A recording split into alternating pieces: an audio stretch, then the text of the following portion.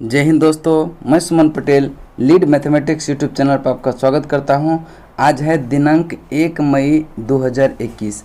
आज जो मॉर्निंग में टेस्ट हुआ था सुबह 9 बजे, उसका जो है हम लोग देखेंगे किसका कितना रैंक आया है। तो देखिए, इसमें आज का जो टॉपर है वो आपका, उनका नाम है आपका अतुल कुमार। ठीक है, ये 50 में 43 नंबर लाए हैं। दूसरा सेकेंड टॉपर आभा कुमारी 37 नंबर के साथ। उत्तम कुमार तीसरा टॉपर में है 36 नंबर के साथ। पूजा कुमारी 35 नंबर के साथ जो है फोर्थ टॉपर। देखिए, पूजा और राकेश ये दोनों जो है फोर्थ टॉपर में है। ठीक है, दोनों का 55-35 नंबर है। ठीक है, तो चलिए फिर अगर आप लोग भी इस टेस्ट सीरीज से जुड़ना चाहते हैं तो आप मेरा व्हाट्सएप नंबर है ये 9546185257। इस नंबर पे आप हाई लिखकर अपना नाम करें, उसको हम जो है व्हाट्सएप में ऐड कर लेंगे। हाँ, वही लोग ज्वाइन करें जो एक्टिव रहेंगे। ठीक है, सिर्फ ऐसे जो है ज्वाइन करने से कोई फ़ायदा नहीं होगा। अगर आप टेस्ट कंटिन्यू अटेंड कर पाएंगे तो ही आप इस चैनल को ज्वाइन करें या फिर इस व्हाट्सएप ग्रुप को ज्वाइन करें। ऐसे कोई फ़ायदा नहीं होने वाला है सिर्फ ज्वाइन करने से। ठीक है, तो अब देखिए, नेक्स्ट टेस्ट जो है आपका, नेक्स्ट टेस्ट आपका है 4 मई 2021 को। 4 मई 2021 को नेक्स्ट यानी चौथा टेस्ट होगा। इसके पहले हम कंप्लीट 3 टेस्ट ले चुके हैं। ये भी आपका 9 बजे से 9:30 बजे के बीच होगा। ठीक है, और देखिए, इसमें टॉपिक जो है आपका पहला भारतीय संविधान का है, जो भारतीय नागरिकता से संबंधित जो भी प्रश्न होता है उसको आप पढ़ लेंगे लूसेंट से। दूसरा टॉपिक है यूरोपीय कंपनी का आगमन, जो मॉडर्न हिस्ट्री का टॉपिक है यह यूरोपीय कंपनी का आगमन, तो ये भी आप लोग पढ़ लेंगे। पृष्ठ तनाव और श्यानता ये फिजिक्स का है। कोशिका विज्ञान ये आपका बायोलॉजी का है। 24 मार्च से 31 मार्च तक का करंट अफेयर भी पढ़ लेंगे। वहाँ करंट अफेयर जो 10 क्वेश्चन रहेगा वो 24 मार्च से 31 मार्च तक का रहेगा। ठीक है, अब देखिए, यहाँ पे है गर्ल्स एंड बॉयज़ का सेपरेट ग्रुप चलता है, यानी कि लड़की के लिए अलग ग्रुप है, बॉयज़ इन लड़का के लिए अलग ग्रुप है, तो आप ज्वाइन कर सकते हैं। ठीक है, तो चलिए देखते हैं आज का क्वेश्चन, हम डिस्कस करते हैं कि आज का क्वेश्चन क्या क्या पूछा गया था। तो चलिए, आज का कोई टॉपिक दिए थे हम, पॉलिटी का था, फिजिक्स का, बायोलॉजी का और करंट अफेयर था। ठीक है, और यह टेस्ट नंबर आपका तीसरा होगा, यह टेस्ट नंबर तीसरा होगा। चलिए इसका डिस्कस करते हैं हम लोग, देखते हैं पहला क्वेश्चन क्या है। पहला नंबर क्वेश्चन है, कहता है कि एक नया राज्य बनाने में संवैधानिक संशोधन के लिए कैसा बहुमत चाहिए। तो यह एक नया राज्य बनाने के लिए साधारण बहुमत की आवश्यकता होती है। ऑप्शन ए आपका राइट आंसर होगा। नेक्स्ट क्वेश्चन है, निम्न में से कौन सा संघ राज्य क्षेत्र नहीं है, यानी कि केंद्र शासित प्रदेश नहीं है। तो जम्मू कश्मीर भी केंद्र शासित प्रदेश है, पुदुचेरी भी केंद्र शासित प्रदेश है, अंडमान निकोबार भी केंद्र शासित प्रदेश है, लेकिन गोवा जो है यह आपका राज्य है, इसलिए से right answer option number D हो जाएगा। नेक्स्ट क्वेश्चन चलते हैं, क्वेश्चन नंबर 3 कहता है कि निम्नलिखित संविधान संशोधन में किसके द्वारा सिक्किम को विधिवत भारत संघ के एक पूर्ण राज्य के रूप में सम्मिलित किया गया। तो देखिए, सिक्किम को जो है पूर्ण रूप से संघ में, मतलब भारत के संघ में पूर्ण राज्य का दर्जा कब मिला था? 36वें संविधान संशोधन 1975 में जो है इसको क्या हुआ था, 1975 में इसको पूर्ण राज्य का दर्जा प्राप्त हुआ था, जो कि 22वां राज्य बना था, यह 22वां राज्य बना था। और 35वें संविधान संशोधन 1974 में क्या हुआ था कि यह एसोसिएट स्टेट के रूप में इसको शामिल किया गया था, लेकिन फाइनली जो किया था वो 36वें संविधान संशोधन 1975 द्वारा 22वें राज्य में इसको शामिल किया गया था। नेक्स्ट क्वेश्चन है, क्वेश्चन नंबर 4, किस संविधान संशोधन द्वारा दिल्ली को राष्ट्रीय राजधानी क्षेत्र का दर्जा दिया गया? तो इसका राइट आंसर जो होगा 69वां संविधान संशोधन 1991 द्वारा जो है दिल्ली को राष्ट्रीय राजधानी का दर्जा दिया गया। नेक्स्ट क्वेश्चन चलते हैं, क्वेश्चन नंबर आपका 5 कहता है कि नीचे दिए गए राज्यों को भारत संघ के संपूर्ण राज्य का दर्जा प्राप्त होने का सही कालानुक्रम क्या है? तो इसका राइट आंसर जो होगा वो आपका बी हो जाएगा, नागालैंड, हरियाणा, सिक्किम और अरुणाचल प्रदेश। चूँकि जब नागालैंड को पूर्ण राज्य का दर्जा जो मिला था वह 1 दिसंबर 1963 को नागालैंड को, ठीक है, और हरियाणा को जो पूर्ण रूप से राज्य का दर्जा मिला था 1 नवंबर 1966 को, सिक्किम को जो है 16 मई 1975 को, और अरुणाचल प्रदेश 20 फरवरी 1987 को, 20 फरवरी 1987 को। तो आप याद रखेंगे क्रम का राय सजाने के लिए। तो नागालैंड कब हो गया 1963, हरियाणा कब हो गया 1966, सिक्किम हो गया कब तो 1975, और अरुणाचल प्रदेश 1987। इसका राइट आंसर होगा option number B. Next question चलते हैं, क्वेश्चन नंबर आपका 6। पीपुल्स वार ग्रुप नामक आतंकवादी संगठन स्थित है। देखिए, पीपुल्स वार नामक आतंकवादी संगठन स्थित है किस राज्य में? तो इसका राइट आंसर जो होगा ये हो जाएगा आंध्र प्रदेश। ऑप्शन डी आपका राइट आंसर होगा। और देखिए, इसकी स्थापना जो हुआ था वह 22 अप्रैल 1980 को हुआ था। पीपुल्स वार ग्रुप नामक आतंकवादी संगठन का स्थापना 22 अप्रैल 1980 को हुआ था। चलिए नेक्स्ट क्वेश्चन चलते हैं, क्वेश्चन नंबर आपका 7। कहता है कि भाषाई आधार पर सर्वप्रथम किस राज्य का गठन हुआ? तो भाषाई आधार पर जो है सर्वप्रथम किसका राज्य हुआ था? तो ये आंध्र प्रदेश का। कब अलग किया था इसको? 1953 में भाषाई राज्य पर इसको गठित किया था। तो नेक्स्ट क्वेश्चन चलते हैं, क्वेश्चन नंबर आपका 8। भारत के संविधान के अनुच्छेद 240 के अंतर्गत 240 के अंतर्गत कुछ संघ राज्य क्षेत्र के लिए विनिमय बनाने की राष्ट्रपति की शक्ति के संदर्भ में निम्न में से कौन सा युग्म सुमेलित नहीं है? कौन सा युग्म सुमेलित नहीं है? तो ऑप्शन देखेंगे कि 240 एक के क में ये अंडमान निकोबार है, यह सुमेलित है, यह सही है। 240 के एक के ख में लक्षद्वीप है, ये भी आपका सही है। 240 के एक के ग में ये पांडिचेरी इसमें नहीं है। 240 के ग में जो है आपका दादर नगर हवेली पड़ता है, और 240 के घ में जो है दमन द्वीप। अगर बात करें पुदुचेरी की, तो पुदुचेरी अनुच्छेद 240 के एक के अंघ में पड़ता है, तो कहता है कौन सा युग्म सुमेलित नहीं है? तो सी नंबर सुमेलित नहीं है। नेक्स्ट क्वेश्चन चलते हैं, क्वेश्चन नंबर आपका 9। कहता है कि निम्नलिखित कथनों में से कौन सा कथन सत्य है? पहला कथन है कि कांग्रेस ने नागपुर सत्र 1920 के पश्चात प्रांतीय कांग्रेस समिति का गठन भाषाई आधार पर किया गया, बिल्कुल सही कथन है। नेक्स्ट क्वेश्चन है, 1940 में कांग्रेस ने भाषाई आधार पर प्रांतों के गठन की मांग को अस्वीकार कर दिया, यह भी कथन सही है। यानी कि ए और बी दोनों क्या है? सही है। तो ऑप्शन डी आपका राइट आंसर होगा। नेक्स्ट क्वेश्चन चलते हैं, क्वेश्चन नंबर 10 है। कहता है कि सूची 1 को सूची 2 से सुमेलित करें। सूची 1 में राज्य है और सूची 2 में अस्तित्व में आने वाले वर्ष, यानी कि यह राज्य जो है किस वर्ष अस्तित्व में आया था। तो बात करते हैं हम नागालैंड की। तो नागालैंड अभी भी हम बात किए थे कि नागालैंड अस्तित्व में आया था कब? 1963 में। झारखंड 2000 में, तेलंगाना 2014 में, और सिक्किम ये आपका 1975 में। तो इसका राइट आंसर जो होगा 2143। देखते हैं किस ऑप्शन में है। 2143 आपका ऑप्शन नंबर बी हो जाएगा, और यही आपका उत्तर हो जाएगा। नेक्स्ट क्वेश्चन चलते हैं, क्वेश्चन नंबर आपका 11।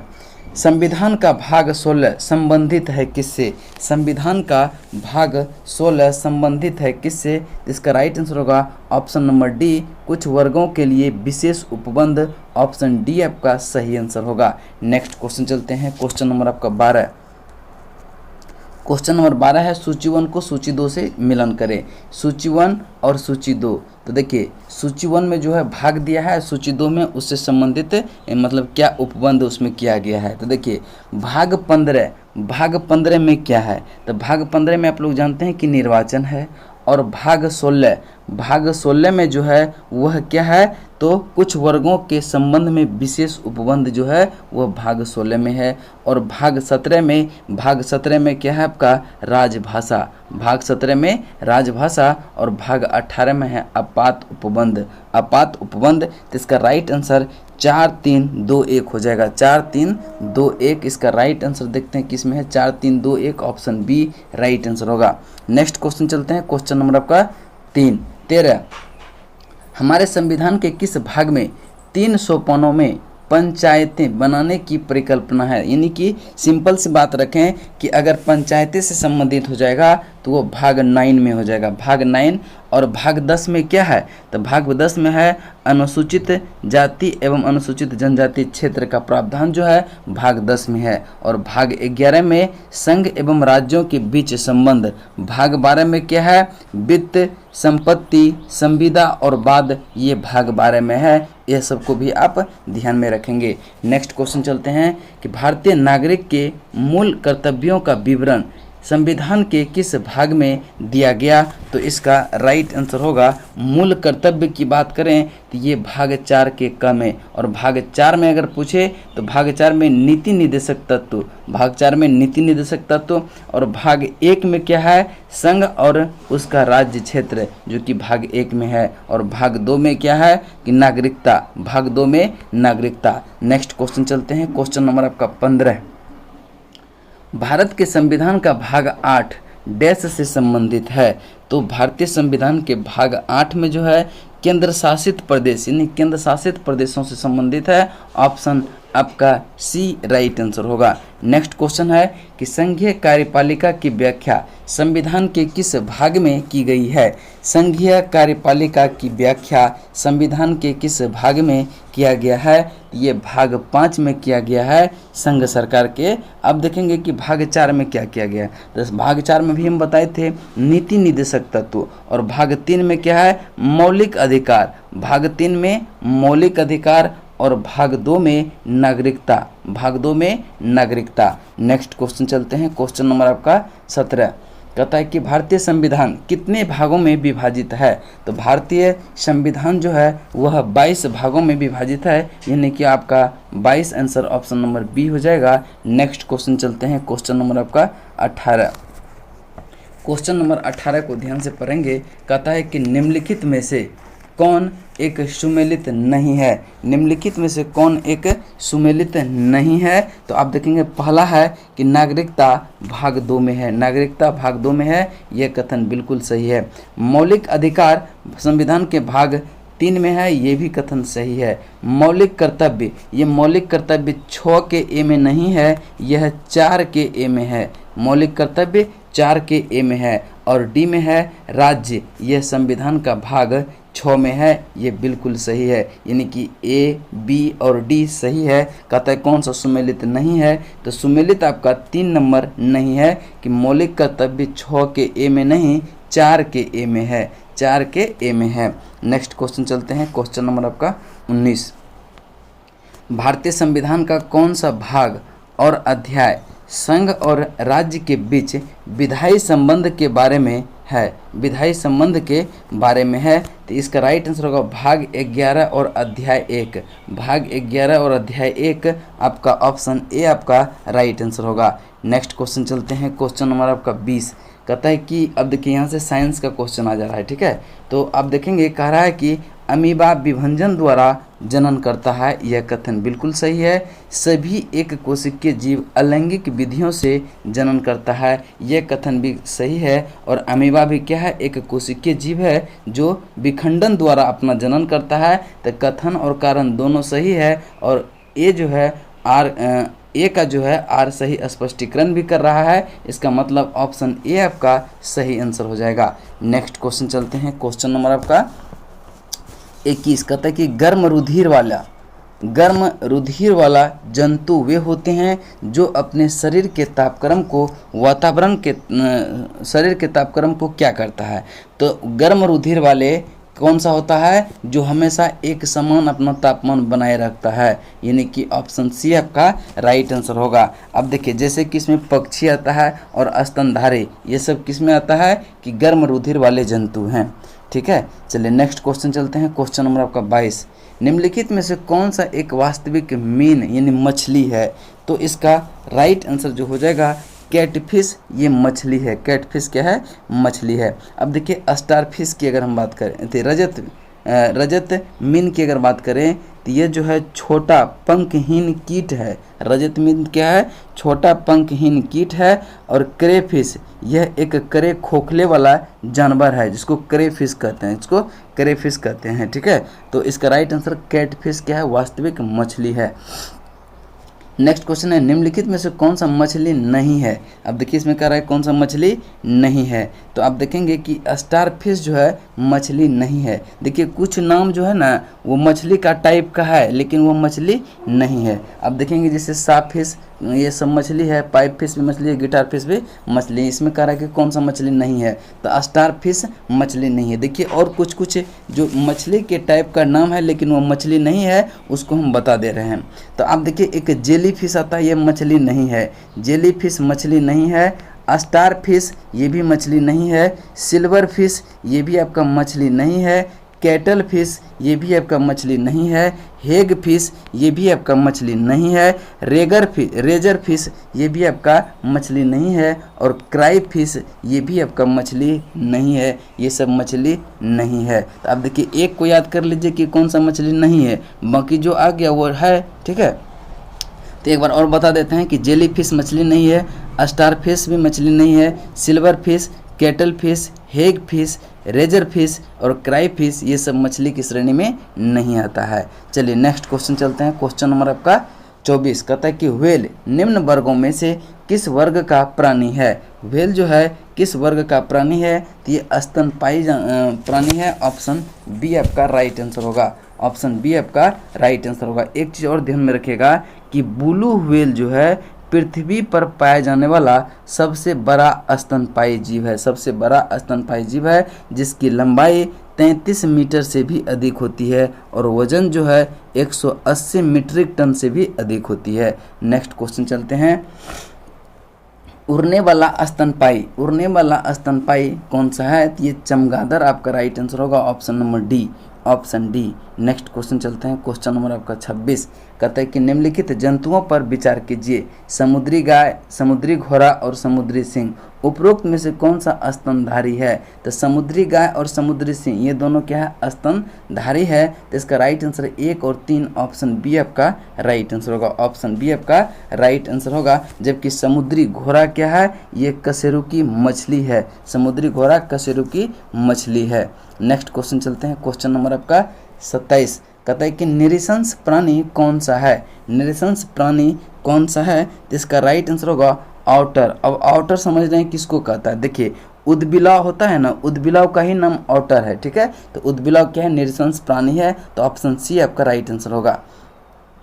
नेक्स्ट क्वेश्चन है कि निम्नलिखित में से कौन सा जोड़ी सुमेलित है? तो लेक्सिकोग्राफी ये शब्दकोश का संकलन से संबंधित है, यह बिल्कुल सही है। आप देखेंगे कि यह फिलोलॉजी किसको कहते हैं? तो फिलोलॉजी, तो ये सब तो गलत हो गया, सारा गलत है। ठीक है, अब क्या हम फिलोलॉजी के बारे में बता रहे हैं कि फिलोलॉजी भाषा की संरचना एवं विकास एवं इतिहास का अध्ययन को फिलोलॉजी कहते हैं। और एंटोमोलॉजी किसको कहते हैं? तो एंटोमोलॉजी कीटों का अध्ययन, कीटों का अध्ययन को एंटोमोलॉजी कहते हैं। और आइकोनोग्राफी, आइकोनोग्राफी किसको कहते हैं? प्रतिमाओं या चित्रकला के अध्ययन को आइकोनोग्राफी कहते हैं। प्रतिमाओं या चित्रकला के अध्ययन को क्या कहते हैं? आइकोनोग्राफी कहते हैं। नेक्स्ट क्वेश्चन है क्वेश्चन नंबर आपका 29। वृद्धावस्था एवं काल प्रभाजन के विषय में ज्ञान करने की विद्या को क्या कहते हैं? तो इसका राइट आंसर होगा जेरेंटोलॉजी। जेरेंटोलॉजी ऑप्शन बी आपका राइट आंसर होगा। अब देखिए ऑन्कोलॉजी की अगर हम बात करते हैं तो चिकित्सा विज्ञान का वह शाखा जिसके अंतर्गत कैंसर से संबंधित ट्यूमर का अध्ययन किया जाता है उसको क्या कहते हैं? ऑन्कोलॉजी कहते हैं। ऑन्कोलॉजी कहते हैं। अब देखिए टेरेटोलॉजी, टेरेटोलॉजी, टेरेटोलॉजी में क्या है? शारीरिक विकास में आने वाली असमानताओं का अध्ययन जो करता है उसको टेरेटोलॉजी कहते हैं। ऑर्निथोलॉजी ये पक्षियों का अध्ययन करते हैं ऑर्निथोलॉजी में। नेक्स्ट क्वेश्चन चलते हैं। क्वेश्चन नंबर आपका 30। निम्नलिखित में से कौन सा सुमेलित नहीं है? तो देखिए एपीकल्चर शहद मक्खी यानी कि मधुमक्खी, इसका ये सही है। सेरीकल्चर, सेरीकल्चर ये आपका सिल्क वर्म, ये भी आपका सही है। पीसीकल्चर, पीसीकल्चर लाख का कीड़ा नहीं होता है। पीसीकल्चर मछली पालन से संबंधित है। और हार्टिकल्चर फूलों से संबंधित है, यानी कि ये हो जाएगा सही, आपका बी सही हो जाएगा और डी सही होता है। कहता है कौन सा सुमेलित नहीं है, तो पीसी कल्चर ये मछली उत्पादन से संबंधित है, न कि लाख का कीड़ा। ऑप्शन सी आपका राइट आंसर होगा। नेक्स्ट क्वेश्चन है कि रेशम कीट पालन को कहते हैं, रेशम कीट पालन को क्या कहते हैं, तो इसका राइट आंसर जो होगा यह सेरीकल्चर हो जाएगा, ऑप्शन सी। अब देखिए एपी कल्चर मधुमक्खी पालन से संबंधित है, और हार्टिकल्चर पुष्प एवं फल देने वाले पौधों का अध्ययन को हार्टिकल्चर कहते हैं, और फ्लोरिकल्चर किसको कहते हैं कि सजावट के लिए काम में आने वाले पुष्पों का अध्ययन को फ्लोरिकल्चर कहते हैं। ठीक है, चलिए नेक्स्ट क्वेश्चन है कि हाइपोनिक्स क्या है। हाइपोनिक्स क्या है, तो इसका राइट आंसर होगा मृदा विहीन पादप संवर्धन है, मृदा विहीन पादप संवर्धन। ऑप्शन ए आपका राइट आंसर होगा, मृदा विहीन पादप संवर्धन। नेक्स्ट क्वेश्चन चलते हैं कि दाब का मात्रक क्या होता है, तो दाब का मात्रक क्या होता है, दाब बराबर क्या होता है F/A। तो फोर्स का होता है कि न्यूटन, और ए का यानी कि एरिया का क्या होता है मीटर स्क्वायर, तो न्यूटन पर मीटर स्क्वायर हो जाएगा। ऑप्शन ए आपका राइट आंसर हो जाएगा। या फिर इसको पास्कल भी कहते हैं, दाब का ऐसा मात्रक पास्कल भी होता है, उसको भी आप ध्यान में रखेंगे।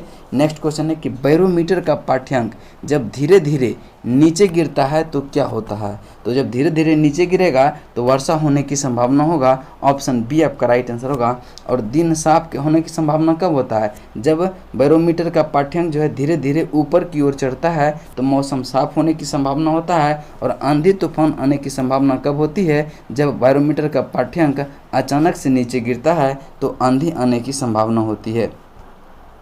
नेक्स्ट क्वेश्चन चलते हैं, कहता है कि किसी बांध की दीवार नींव आधार पर अधिक चौड़ी होती है क्योंकि दाब को सह सकती है, इसीलिए से वह चौड़ी होती है। ऑप्शन ए आपका राइट आंसर होगा। नेक्स्ट क्वेश्चन चलते हैं कि फुहारा जो है किस सिद्धांत पर कार्य करती है, तो फुहारा जो है बर्नौली के सिद्धांत पर कार्य करता है। ऑप्शन बी आपका राइट आंसर होगा। नेक्स्ट क्वेश्चन चलते हैं, क्वेश्चन नंबर आपका 37। दूध की शुद्धता मापी जाती है, दूध की शुद्धता मापी जाती है लैक्टोमीटर से। ऑप्शन ए सी आपका राइट आंसर होगा, ऑप्शन सी आपका राइट आंसर होगा। चलिए नेक्स्ट क्वेश्चन है, जब बर्फ समुद्र के पानी में तैरती है तो उसके आयतन का कितना भाग पानी के अंदर होता है। देखिए यहाँ अंदर की बात कर रहे हैं हम, अगर बाहर पूछता तो पानी का 1/10 भाग ये बाहर की ओर होता है, लेकिन यहाँ अंदर की बात पूछ रहा है तो अंदर पानी के अंदर कितना रहेगा, तो 9/10। जब 1/10 बाहर है तो अंदर कितना होगा, 9/10 भाग, यानी ऑप्शन बी आपका राइट आंसर होगा। नेक्स्ट क्वेश्चन है कि हवा में लोहे एवं लकड़ी की समान भार की गेंद को समान ऊंचाई से गिराने पर क्या होगा, तो इसका राइट आंसर जो हो जाएगा वह लोहे का जो गेंद होगा या कोई भी सामान होगा वह पहले गिरेगा और लकड़ी बाद में गिरेगी। ऑप्शन सी आपका राइट आंसर। यही अगर वैक्यूम में पूछता तो कोई फर्क नहीं पड़ता, वह समान रूप से गिरता, ठीक है। लेकिन यह पूछ रहा है कि हवा में, तो हवा में जो है आपका लोहे पहले आएगा, लकड़ी वाला बाद में आएगा। नेक्स्ट क्वेश्चन चलते हैं, क्वेश्चन नंबर आपका 40। 24 मार्च 2021 को, अब देखिए यहाँ से करंट 10 क्वेश्चन रहेगा, ठीक है। 24 मार्च 2021 को निम्नलिखित में से कौन सा डे मनाया जाता है, तो इसका राइट आंसर होगा विश्व क्षय दिवस, विश्व क्षय रोग दिवस। ऑप्शन बी आपका राइट आंसर होगा, ऑप्शन बी आपका राइट आंसर होगा। अब देखिए 2021 में जो विश्व यानी कि टीबी दिवस जो मनाया गया उसका थीम क्या रहा, उसका थीम रहा कि the clock is tickling, the clock is tickling, इसका थीम रहा विश्व क्षय रोग दिवस, यानी कि टीबी दिवस का जो थीम रहा 2021 का द क्लॉक इज टिकलिंग। अब देखिए विश्व कैंसर दिवस कब मनाते हैं, तो विश्व कैंसर दिवस 4 फरवरी को मनाते हैं, और विश्व स्वास्थ्य दिवस 7 अप्रैल को मनाते हैं, विश्व पर्यावरण दिवस 5 जून को मनाते हैं। नेक्स्ट क्वेश्चन चलते हैं, क्वेश्चन नंबर आपका 41, कहता है कि 23 मार्च 2021 को कैबिनेट ने भारत के संघ लोक सेवा आयोग यानी कि यूपीएससी किस देश के सिविल सेवा आयोग के बीच समझौता ज्ञापन पर हस्ताक्षर करने को मंजूरी दी है, तो इसका राइट आंसर होगा अफगानिस्तान के सिविल सेवा आयोग के साथ जो है यूपीएससी समझौता करेगी। नेक्स्ट क्वेश्चन चलते हैं, क्वेश्चन नंबर आपका 42, कहता है कि ऑपरेशन संकल्प ऑपरेशन संकल्प किन दो देशों के बीच पैसेज एक्सरसाइज है? तो ये भारत और बहरीन के बीच है। ऑप्शन बी आपका राइट आंसर होगा। नेक्स्ट क्वेश्चन चलते हैं। क्वेश्चन नंबर 43 कहता है कि हाल ही में भारत ने 100 टन वाले 2 मोबाइल हार्बर क्रेन निम्नलिखित में से किस देश को भेजा है? तो यह ईरान को भेजा है। ऑप्शन सी आपका राइट आंसर होगा। नेक्स्ट क्वेश्चन है कि 21 मार्च को विश्व भर में कौन सा दिवस मनाया जाता है? तो 21 मार्च को अंतर्राष्ट्रीय रंग दिवस, विश्व डाउन सिंड्रोम दिवस, विश्व कविता दिवस, ये सारा जो है 21 मार्च को मनाया जाता है। एक और याद रखिएगा, 21 मार्च को विश्व कठपुतली दिवस भी मनाया जाता है 21 मार्च को ही, उसको भी आप ध्यान में रखेंगे। तो इसका राइट आंसर कौन सा हो जाएगा? ऑल ऑफ एबव, यानी उपरोक्त सभी। नेक्स्ट क्वेश्चन है कि 20 मार्च को स्वास्थ्य मंत्री डॉक्टर हर्षवर्धन ने निम्नलिखित में से कौन सी सुविधा का उद्घाटन किया है? तो इसका राइट आंसर जो हो जाएगा वह न्यूक्लिक एसिड परीक्षण, ऑप्शन सी। न्यूक्लिक एसिड परीक्षण, ऑप्शन सी आपका राइट आंसर होगा। नेक्स्ट क्वेश्चन चलते हैं। क्वेश्चन नंबर आपका 46। इंटरनेशनल वुमेन ऑफ करेज 2021 पुरस्कार से किसे सम्मानित किया गया? तो इसका राइट आंसर होगा कौशल्या शंकर को। कौशल्या शंकर को, ऑप्शन सी। अब देखिए कि दत्तात्रेय कौन है?